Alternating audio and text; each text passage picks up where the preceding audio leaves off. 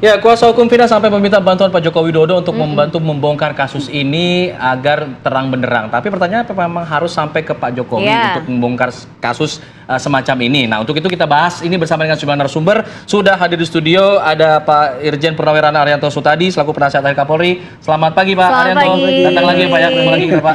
Jadi langganan. Lalu ada Bang Palmer Situmorang selaku praktisi hukum. Nanti kita bicara dari kacamata hukum. Selamat pagi. Selamat pagi Bang. Bergabung juga melalui sambungan daring ada Mbak Putri Maya Rumanti selaku kuasa hukum keluarga Vina. Selamat pagi, Assalamualaikum Mbak Putri. Pagi semuanya.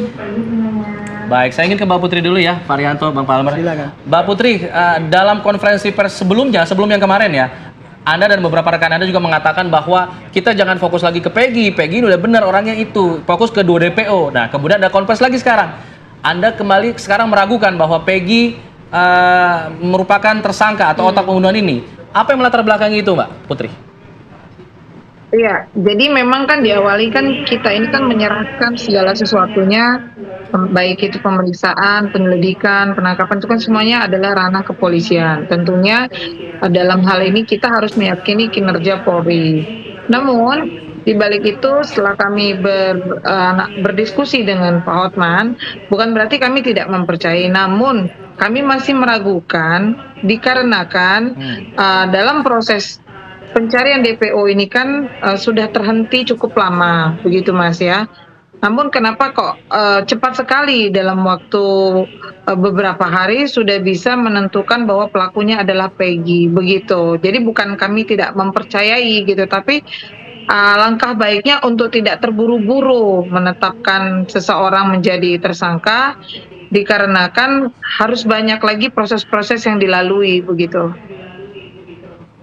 Tapi kan nyatanya ini sudah dilakukan oleh pihak kepolisian, artinya sudah ditarik nih 2 DPO. Kalau Anda keluarkan statement itu lagi, bukankah justru akan semakin menghambat jalannya penyidikan ini, Mbak Putri? Iya, kita kembalikan lagi kepada kepolisian, Mas. Karena yang berhak untuk menyelidiki itu kan pihak kepolisian, Mas. Kalau kami kan sebagai pihak korban, ketika memang itu bisa dibuktikan, ya tentunya nanti kita akan memberikan statement sendiri lagi gitu. Kalau memang meyakini hal seperti itu. Tapi pada prinsipnya kami masih meragukan dikarenakan kami belum mendapatkan jawaban yang pasti begitu. Apa saja yang meyakinkan. Oh, kalaupun kemarin ada beberapa pembicaraan yang sudah kami lakukan, ya kami menerima. Namun ya itu tadi arahan dari Pak Hotman untuk diteliti kembali begitu. Ya, Mbak Putri kan dari kuasa hukum Vina begitu ya, itu juga menyoroti bahwa dari apa yang disampaikan dari 6 tersangka ataupun terpidana itu menyatakan bahwa tidak meyakini Peggy Setiawan ini sebagai otak pembunuhan gitu. Ada satu saja yang meyakini. Nah, ini apa yang menjadi tolak ukur begitu sehingga harus juga minta bantuan kepada Presiden Joko Widodo untuk concern terhadap kasus ini juga gitu. Ya, karena kan Presiden ini kan pimpinan tertinggi di negara kita ya Mbak. Tentunya Bapak Presiden bisa memberikan arahan kepada Bapak Kapolri dan jajarannya untuk jangan sampai undang-undang yang berlaku di Indonesia ini tidak diberikan secara porsinya kepada rakyatnya gitu. Jangan sampai dianggap kita melakukan salah tangkap gitu. Jadi hak asasinya manusia ini tidak tercapai akhirnya begitu Mbak. Jadi sepertinya maksud dan tujuannya Pak Hotman itu seperti itu Mbak. Baik, kita ke Pak Arianto. Pak Arianto, ini bagaimana kalau melihatnya kan dari kemarin itu akhirnya dinyatakan bahwa ini juga tidak bisa diyakini 100% bahwa Peggy Setiawan ini sebagai pelaku ataupun otak pelaku pembunuhan dan juga meminta untuk Presiden Joko Widodo untuk terlibat dalam kasus ini gitu. Ya kalau semua ditanyakan pada Presiden ya kasihan Pak Presidennya ya. Ini karena yang ngomong itu orang pinter, jadi seakan-akan itu suatu hal yang benar kan gitu kan. Rakyat kan nggak ngerti. Iya. Padahal kalau ada hukum yang tidak diterapkan oleh aparat ataupun oleh orang umum, ada mekanismenya untuk kontrol itu kan. Tugas polisi kalau salah sudah ada kontrolnya di peradilan lah, dilaporkan kepada Komnas HAM lah dan sebagainya. Sudah ada jalur-jalur hukumnya begitu ya? Ada jalur hukumnya. Seperti ini kalau misalkan penasihat hukum itu kecewa dengan masih kurang percaya pada polisi, ya pakai jalur hukumannya mana yang bisa di ini kan. untuk mendorong supaya polisi itu bisa kerja dengan cepat dan benar menurut dia ya. Tapi kalau bagi saya, ini polisi ini justru menuruti kehendak tuntutan daripada korban yang dulu komplain 8 tahun dibiarin, ngejar orang gampang gitu aja kok butuh 8 tahun kan gitu kan. Padahal yang terjadi kan bukan gitu.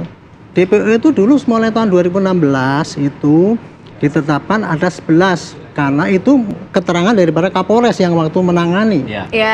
Dari data-data yang ada, dia menyatakan ada 11 tersangka, 8 sudah kami tangkap, 3 masih DPO. Itu keterangan Kapolres berdasarkan bukti-bukti yang dikumpulkan saat itu. Bukti yang dikumpulkan saat itu adalah 5 orang tersangka yang sudah ditangkap itu menggigit, ngomong bahwa 3 itu terlibat, sehingga itu jadi DPO. Dan kriteria yang seperti itu sampai divonis masih di dalam catatan bahwa hakim menjatuhkan yang 8 orang ini salah, 3 masih DPO. Itu kan konstruksi berdasarkan keterangan waktu itu ya, sah. Tapi oleh karena itu polisi jadi bingung karena apa? Setelah itu 5 orang ini mencabut keterangan bahwa ini DPO, gitu loh. Jadi keterangan kepada 3 DPO itu otomatis kan jadi gugur bukan gugur ya, jadi melemah kembali untuk menyatakan ini jadi DPO. Makanya DPO nggak diteruskan karena apa? Yang 8 orang itu sudah divonis dan sudah ingkrah. Polisi waktu itu mengira tindakan polisi itu sudah komplit, sudah perfect, sudah berhasil memidanakan orang sesuai dengan penyidikan yang dia lakukan. Nah, kemudian belakangan muncul film itu. Film seakan-akan itu yang benar kan. Sehingga sekarang tapi ada juga dari BAP yang terbaru katanya bahwa dari 6 terpidana 1 yang mengakui bahwa itu Peggy Setiawan adalah otak pembunuhan, tapi 5 tidak mengakui itu, tidak mengenal juga. 5 orang itulah yang dulu ngomong iya, kemudian mencabut. Nah, supaya tahu sama gitu. Orangnya ya. Ya ini ya 1 orang ini dulu kenapa dia mau sekarang baru bisa kooperatif. Dulu ketika waktu masih yang pertama kali itu dia diancam ngomong-ngomong apa adanya oleh yang 5 orang ini tadi. Itu yang Pak Hotman nggak dengar itu. Jadi dia bilang 5 banding 1 toleransi dong. Malaysia 5 kita 1 kita kalah dong. Tapi nggak bisa sesimpel kayak gitu. Kalau kita lihat ada pemberian keterangan A lalu kemudian dicabut, lalu kemudian dikeluarkan lagi pernyataan itu. Ini apa dampaknya untuk proses peradilan, untuk proses pengungkapan kasus ini? Akan jadinya justru seperti ini. Jadi pembicaraan publik jadi bertanya-tanya, jadi meragukan.